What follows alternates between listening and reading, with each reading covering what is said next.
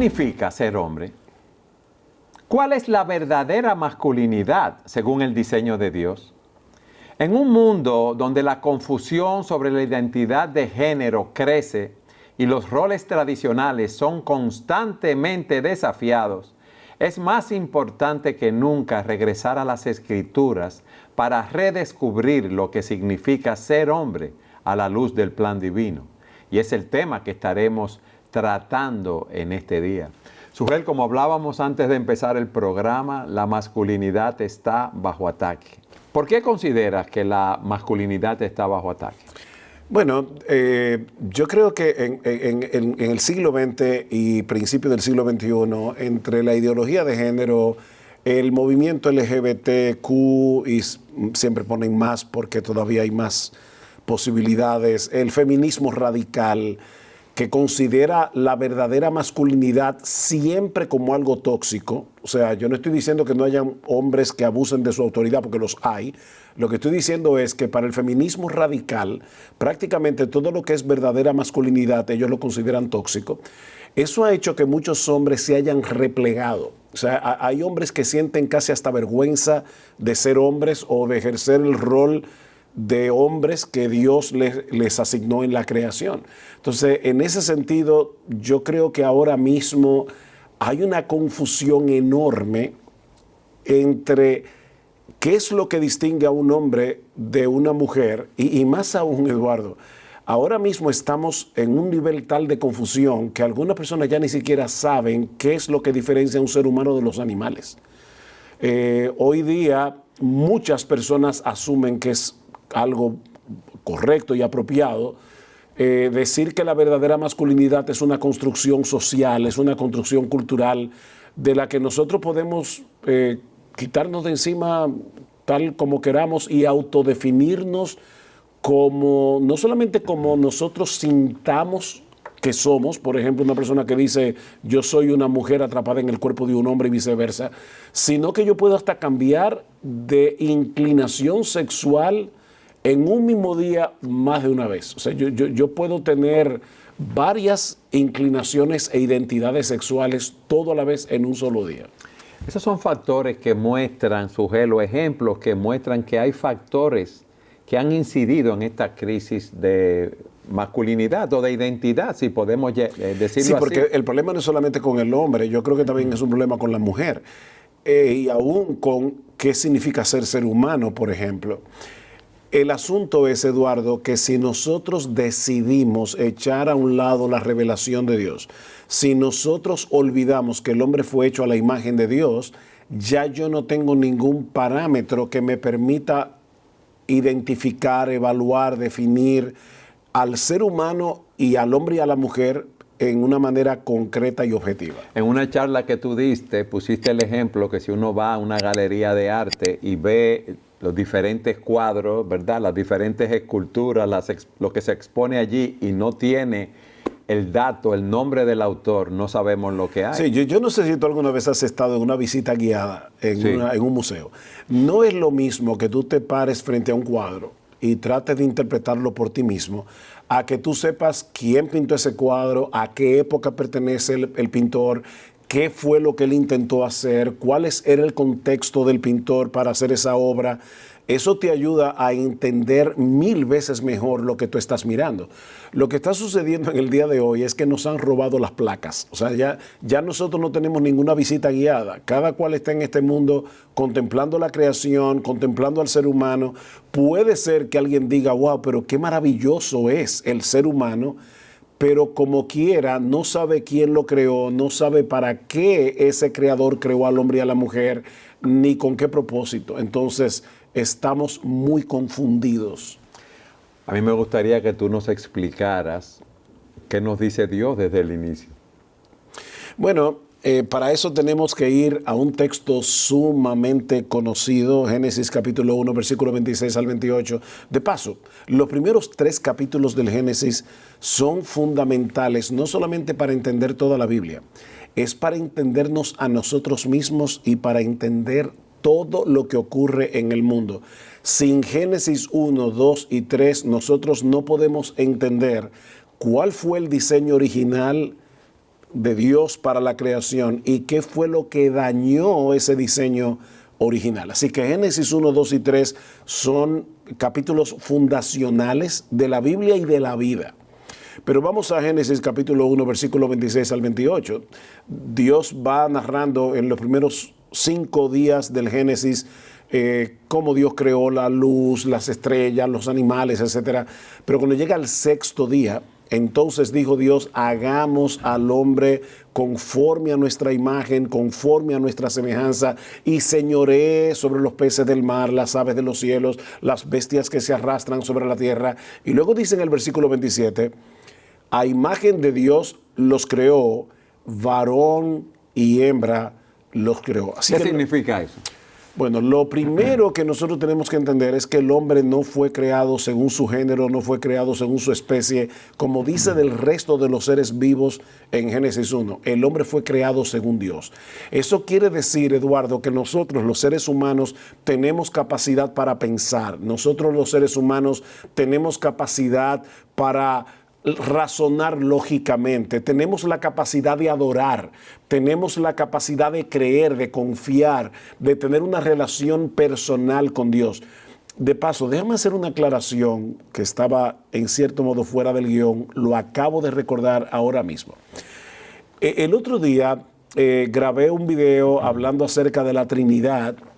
Y algunas personas sorprendentemente comenzaron a escribir diciendo que yo estaba diciendo una barrabasada, que estaba, qué sé yo, no sé cómo se dice barrabasada, en un lenguaje que todo el mundo lo entienda, pero que no sea dominicano. Algo fuera de lugar. Fuera de lugar, porque yo Algo decía exagerado. que nuestro Dios es un Dios en 3 personas. Y decían, no. El Padre no es persona, ni el Espíritu Santo tampoco. La única persona de la Trinidad es Jesús porque nació de María. Cuando hablamos de la palabra persona, no estamos pensando en un cuerpo humano. Estamos hablando de un ser que tiene voluntad, un ser que tiene inteligencia, que tiene autoconciencia, que tiene emociones racionales. Eso es lo que hace que una persona sea persona. Fíjate que ningún muchacho dice, yo estoy enamorado de ese cuerpo. Dicen, yo estoy enamorado de esa persona.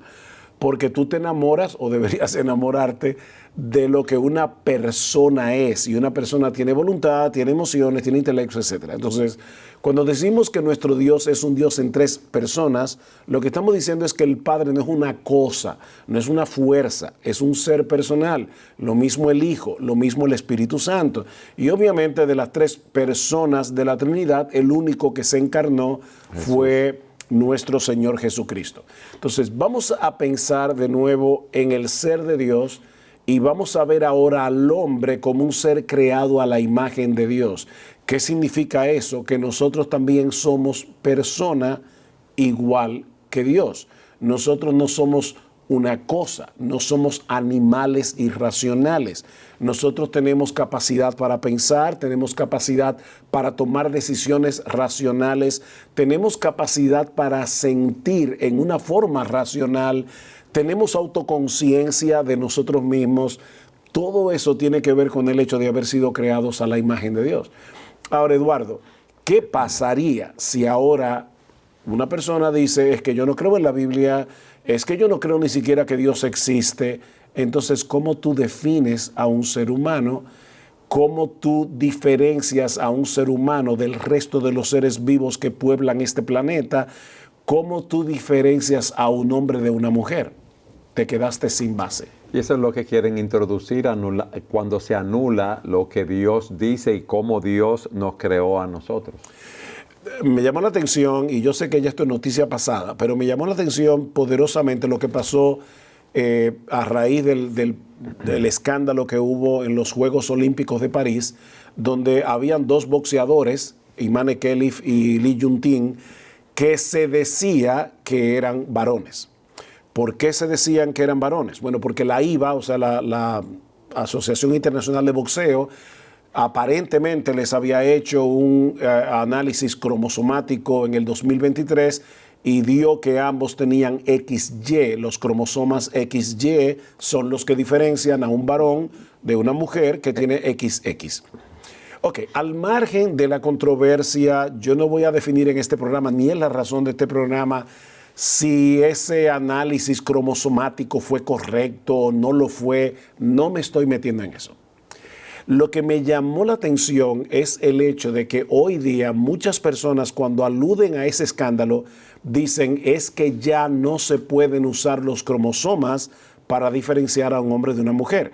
Tanto así que cuando surge el escándalo, el COI, o sea, el Comité Olímpico Internacional, dijo a la franca, nosotros no le vamos a hacer ningún test cromosomático a estos dos atletas, o a estas, decían ellos, a estas dos atletas, porque nosotros nos estamos llevando de lo que figura en el pasaporte. Y el pasaporte dice que ellos fueron criados como mujeres, fueron tratados como mujeres toda la vida. Bueno, pero Eduardo, es que si tú tienes a un varón en un ring de boxeo peleando contra una mujer... Que se vio la diferencia, Suel. Ese varón puede hacerle daño a cualquiera de las mujeres que están allí. Entonces, ¿por qué razón el COI decide no practicar, no hacerle ningún test cromosomático? La razón es, en parte, porque no querían discriminar a ningún atleta. O sea, para el COI es un mal mayor la discriminación que el hecho de poner en un ring de boxeo a un varón a pelear contra una mujer. Entonces ahí tú ves hasta dónde está llegando esta confusión y lo peligrosa que puede ser esta confusión. Mire, Eduardo, en algunos países de Europa, el índice de niños que ahora dicen que se autoperciben según un sexo diferente está aumentando exponencialmente, y hay algunas naciones donde a edades muy tempranas se les practican operaciones, cirugías para cambio de sexo. Entonces, wow, si están equivocados, y obviamente tú y yo sabemos que están equivocados, es que yo no sé ni qué adjetivo ponerle, están cometiendo un crimen contra esos niños, y todo basado en una ideología. Están equivocados porque contradice lo que Dios nos enseña en su palabra, sujeto, simple y llanamente. Sí, pero el problema es una rebelión contra Dios. Sujeto. Exactamente. Ellos quieren sacar a Dios del panorama. Pero si yo decido quedarme sin revelación divina, si yo decido por decreto que no existe Dios, entonces, ¿cuál es el parámetro que me va a servir de base para yo poder distinguir la verdad del error, para yo poder, como te decía hace un momento, diferenciar un ser humano de una cucaracha?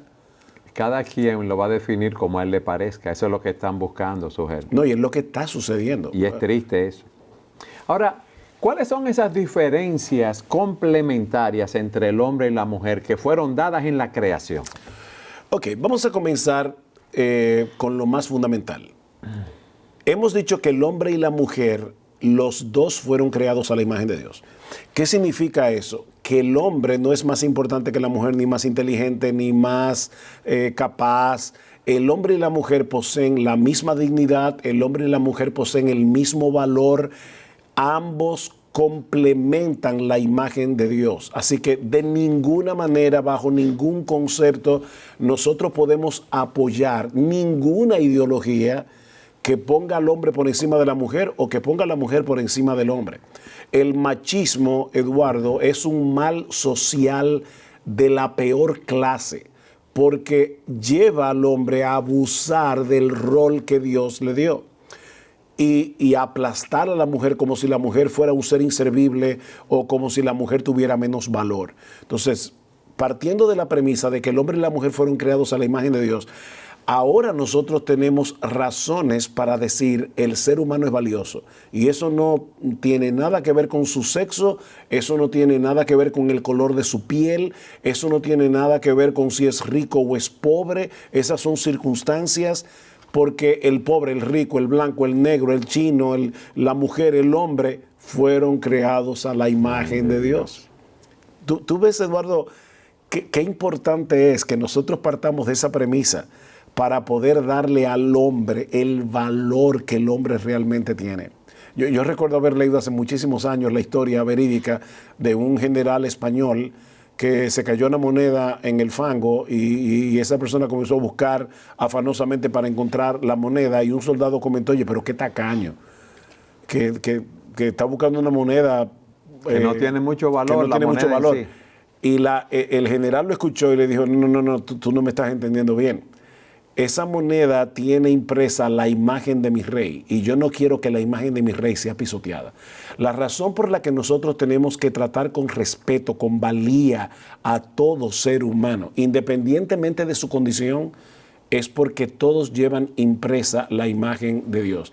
Que de paso, otra vez, hoy estoy con mi memoria acordándome de cosas. Me acabo de acordar que hace unos días atrás alguien me mandó un mensaje diciendo que también había cometido otro error porque yo decía que todos los seres humanos fueron creados a la imagen de Dios. Porque el pecador, supuestamente, decía esa persona, no fue creado a la imagen de Dios, sino a la imagen de Adán, ya caído. No. En Génesis capítulo 9, versículo 6, Dios dice, el que derramare sangre de hombre, por el hombre su sangre será derramada, porque a imagen de Dios es hecho el hombre, fue hecho el hombre. Aunque nosotros llevamos una imagen de Dios distorsionada, todavía la imagen de Dios permanece en el hombre a pesar de ser pecador. Santiago dice, no podemos bendecir a Dios con nuestra boca y maldecir al hombre que fue hecho a la imagen de Dios.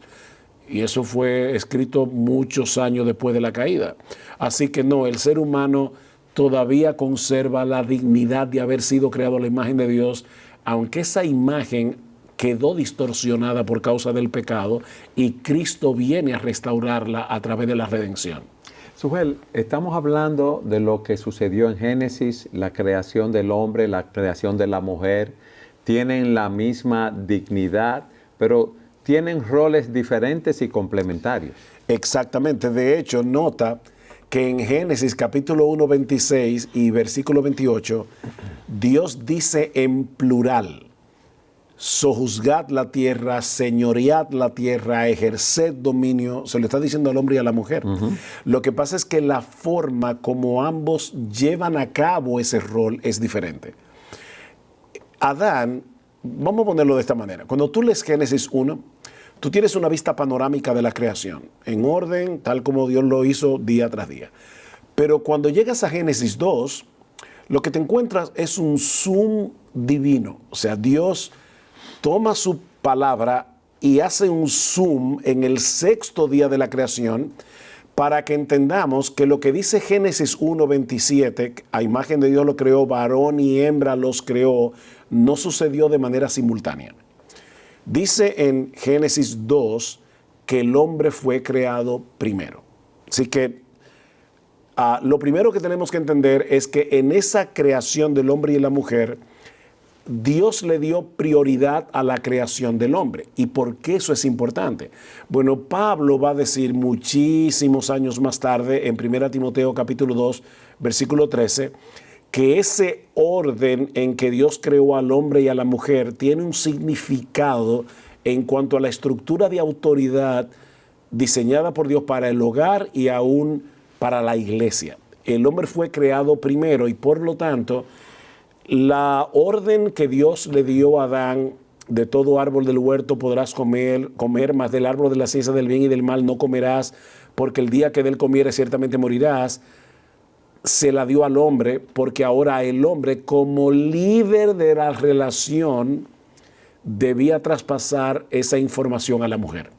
Así que Dios le habla al hombre, le da una orden al hombre, le dice qué puede hacer con todos los árboles del huerto, menos de uno solo, y la consecuencia que vendría si ellos violaban esa orden. Y ahora Adán, como líder, como pastor, como sacerdote en el huerto del Edén, él debía traspasar esa orden a Eva o esa información. ¿Y cuál era la función de Eva entonces? Antes de llegar ahí, déjame decirte algo más que hizo Adán como soltero. Por otro lado, Dios le dice a Adán que le ponga nombre a todos los animales. Y de nuevo, eso es una forma de mostrar la imagen de Dios en el hombre ejerciendo dominio, porque en Génesis 1 dice que Dios llamó a lo seco tierra, a los mares llamó mares, que Dios llamó al día a día, a la noche noche, que Dios llamó y así. En Génesis 2:19 dice que Dios le dice al hombre, ahora tú vas a llamar a los animales por su nombre. Tú le vas a poner nombre a los animales. Y dice que los nombres que Adán usó para llamar a los animales, ese es su nombre. Así que de nuevo, Adán estaba solo en el huerto del Edén cuando ejerció ese liderazgo al ponerle nombre a los animales, y luego Dios crea a Eva de una costilla de Adán, se la trae al hombre y es el hombre que le pone nombre a Eva. Entonces, en ese sentido, esa es una forma de manifestar el liderato en diferentes el liderazgo facetas del hombre, del varón sobre la mujer. Ahora, ¿qué dice Dios en Génesis 2:18 cuando va a crear a Eva? Dice, no es bueno que el hombre esté solo, le haré ayuda idónea. le haré una ayuda idónea para él. No es una ayuda idónea sin General. conexión, no es una ayuda idónea para el hombre. De manera que Adán debía llevar a cabo su liderazgo en la creación, debía ejercer dominio sobre la creación, pero complementado por la ayuda de Eva. Y si hay alguna mujer que me está mirando, y espero que sí, muchas deben estar mirando este programa, es importante entender que esa palabra ayuda, es la palabra hebrea ether, se usa para Dios mayormente en el Antiguo Testamento porque Él es nuestro ayudador. De manera que Dios le da al hombre el mandato de labrar el huerto. Esa parte se me olvidó hace un momento. Cuando Adán estaba solo todavía, dice que Dios colocó al hombre en el huerto para que lo labrara y para que lo guardara. O sea, el hombre debía cultivar el huerto, el hombre debía proteger, cuidar el huerto. Así que Eva ahora es creada para ser ayuda idónea de este hombre que no va a poder hacer esta labor por sí solo. En otras palabras, Dios no creó a Eva para que de vez en cuando le preparara un sándwich y una limonada a Adán. Cuando iba para el huerto. No. Dios creó a Eva para que fuera su complemento. Dios creó a Eva para que fuera la ayuda idónea del hombre. Como bien ha dicho alguien, Adán solo en el huerto era un solo ser humano. Adán y Eva eran la humanidad. O sea, sin la tierra fértil de Eva, Adán no iba a poder hacer ninguna de las dos cosas, ni sojuzgar la tierra, ni llenar la tierra. Se necesita un hombre y a una mujer para que las dos cosas puedan ser posibles. Y no a dos hombres ni dos mujeres en ese Exactamente. sentido. Entonces, Adán es el líder, Eva es la seguidora, pero tenemos que entender, Eduardo, que aquí estamos hablando de una seguidora que es igual en dignidad al hombre. Estamos hablando de funciones. Un texto importantísimo para entender esta diferencia lo tenemos en Filipenses capítulo 2, versículo 5. ¿Qué dice Pablo acerca de nuestro Señor Jesucristo, del Hijo de Dios? Que siendo Dios no estimó el ser igual a Dios como cosa que aferrarse, sino que se despojó. Se despojó y se sometió. Sí. Entonces, entre Dios el Padre y Dios el Hijo, nosotros vemos una sumisión de parte del Hijo, una sumisión entre iguales. El hecho de que el Hijo se someta al Padre no hace al Padre más Dios que el Hijo, ni más digno que el Hijo, ni más valioso que el Hijo. Él no estimó el ser igual a Dios porque era en forma de Dios. Y yo he dicho esto muchas veces, pero la palabra forma para nosotros significa contorno en español. Yo digo, bueno, este iPad tiene una forma rectangular. Pero no es de eso que Pablo está hablando. La palabra morfe en griego significa el conjunto de características que hacen que una cosa sea esa cosa. O sea que cuando Pablo dice que Cristo era en forma de Dios, lo que está diciendo es que Cristo tenía todas las características que hacen que Dios sea Dios porque Él era Dios. Así que aquí tenemos una sumisión entre iguales. Bueno, de la misma manera, el hombre y la mujer deben llevar adelante una estructura de autoridad en la que el hombre es la cabeza, la mujer es la seguidora, pero ella se somete voluntariamente a la autoridad del hombre. Es una sumisión entre iguales. ¿Se somete o debe someterse? ¿Qué pasó que no se somete en la actualidad, Soel? Bueno, el pecado. Fíjate, el pecado lo dañó todo. Cuando el pecado entra en el huerto del Edén, lo que sucede es lo siguiente. Adán se vuelve un abusador. Primero se convierte en un ente pasivo. Dice que Eva le da la fruta del árbol y él come del árbol. O sea, en vez de ejercer su liderazgo y proteger el huerto y proteger a la esposa, Adán de repente por un momento se convierte en seguidor de Eva, come de la fruta y el pecado entra en el mundo porque los dos se rebelan contra Dios. Pero cuando Dios llama a Adán, y eso es importante, Dios no llamó a Adán y Eva para pedir cuentas, Dios llamó a Adán Como la cabeza. como la cabeza para dar cuenta de Eva. Luego va a llamar a Eva y le va a decir la consecuencia de su caída, pero Adán era responsable por su familia, por su hogar.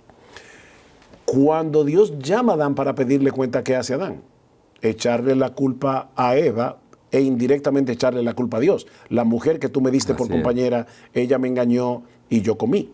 Así que a partir de la caída, el hombre se convierte o en un ente pasivo en la relación o en un abusador de la autoridad.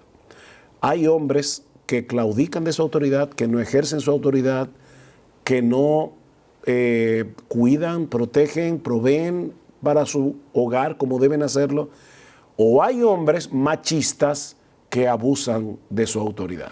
Sugel, uno ve ese cuadro, ve ese desastre que causó el pecado. ¿Cómo esto puede ser restaurado?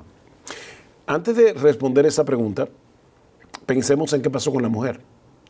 Porque Dios le dice a Eva, por cuanto causaste la caída, por cuanto tú comiste del árbol que yo mandé no comiera de él. Dice, con dolor darás a luz los hijos, tu deseo será para tu marido y él se enseñoreará de ti. Esa expresión, tu deseo será para tu marido, aparece otra vez en Génesis 4:7, para hablar de cómo el pecado se enseñorea del hombre y el hombre entonces va a tener que enseñorearse sobre el pecado. De manera que lo que parece que Dios le está diciendo a Eva en Génesis capítulo 3, versículo 16, es que a partir de la caída ya ella no se iba a someter tranquilamente al liderazgo de Adán, sino que ella iba a tratar de controlar a Adán. Lo que a su vez iba a provocar en hombres abusadores, repito, reitero, que entonces los hombres se enseñoreen con dureza sobre la mujer.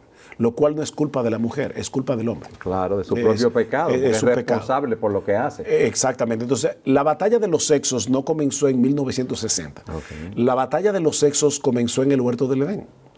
La mujer tratando de controlar en vez de querer someterse, el hombre o claudicando o abusando de su autoridad.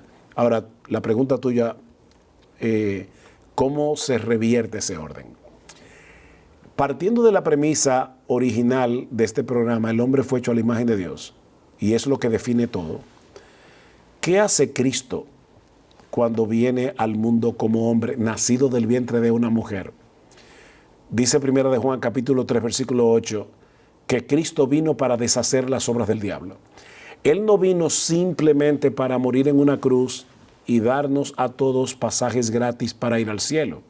Él vino a revertir los efectos de la caída, de tal manera que esa imagen divina que quedó distorsionada por causa de la entrada del pecado, ahora es restaurada por medio de la obra redentora Amén. de Cristo.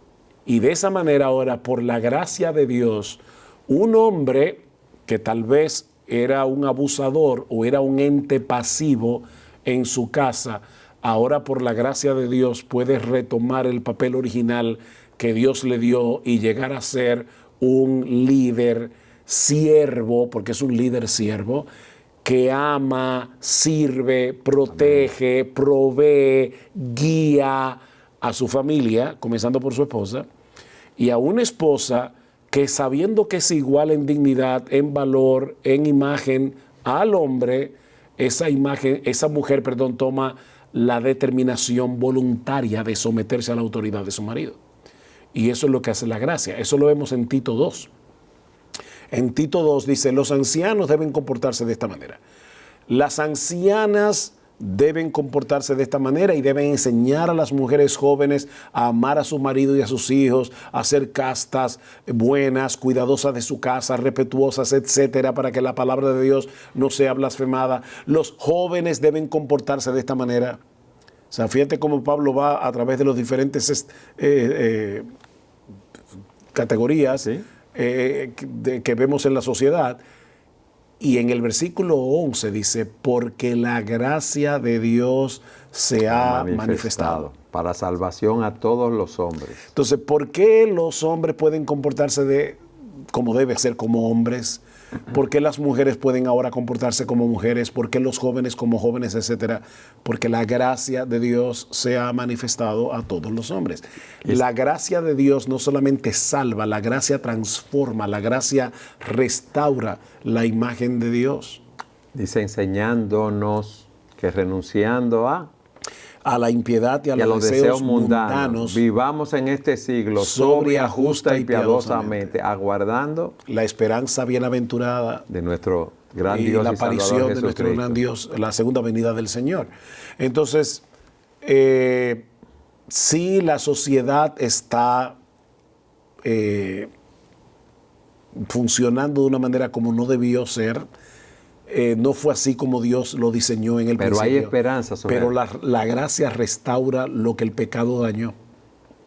A mí me gustaría que hiciésemos un próximo programa diciendo qué debe hacer ese hombre, cómo debe comportarse ese hombre en el matrimonio, en la familia, en la sociedad, en la iglesia, en las diferentes áreas. ¿Sabes lo sorprendente? Que en Génesis 2 nosotros encontramos la respuesta a cada una de esas cosas que tú acabas de decir. Casi Amén. Cada una, porque obviamente tenemos que ver al hombre en la iglesia, y la iglesia no estaba creada en Génesis 2, aunque sí estaba prefigurada en Génesis 2 en la relación del hombre y de la mujer. Pero es interesante cómo en Génesis capítulo 2, en ese zoom que Dios le hace al sexto día de la creación, encontramos muchísima información acerca de cómo un hombre debería comportarse como hombre en las diferentes áreas de responsabilidad que Dios le ha dado. ¿Vamos a hacer ese programa, Soel? Es un compromiso. Ya lo sabes.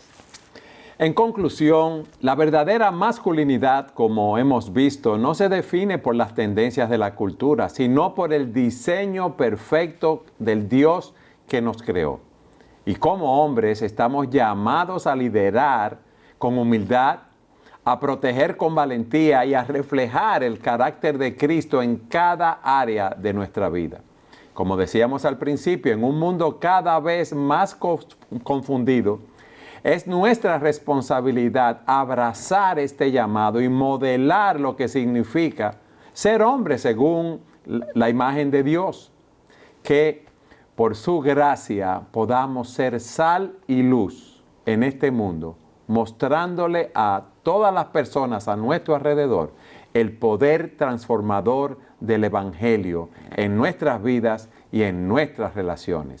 Gracias por estar con nosotros en su programa Entendiendo los Tiempos.